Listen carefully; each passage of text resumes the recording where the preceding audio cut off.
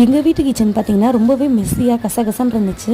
So திங்ஸ்லாம் மாறி மாறி இருந்ததுனால பார்க்கவே ஒரு மாதிரி நல்லாவே இல்லை. ஸோ இதை வந்து மாற்றணும்னு சொல்லிட்டு ஒரு ஐடியாவில் இருந்தேன். ஸோ அப்போ தான் பார்த்திங்கன்னா கொஞ்சம் கண்டெய்னர்லாம் வந்து ஆன்லைனில் ஆர்டர் பண்ணி வாங்கியிருந்தேன்.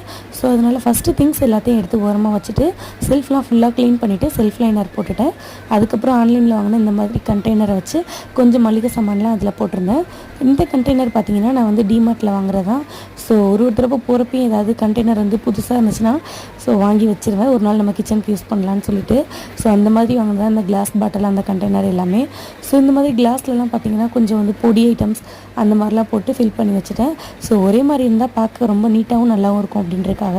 நீங்கள் இப்போ தான் என்னோடய வீடியோ ஃபஸ்ட் டைம் பார்க்குறீங்க அப்படின்னா கண்டிப்பாக என்னோடய சேனலை சப்ஸ்கிரைப் பண்ணிக்கோங்க. இப்போ பார்த்தீங்கன்னா செல்ஃப்லாம் வந்து ஃபுல்லாகவே மாற்றி அரேஞ்ச் பண்ணியாச்சு.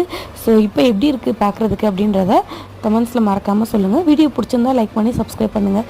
தேங்க்ஸ் ஃபார் வாட்சிங்.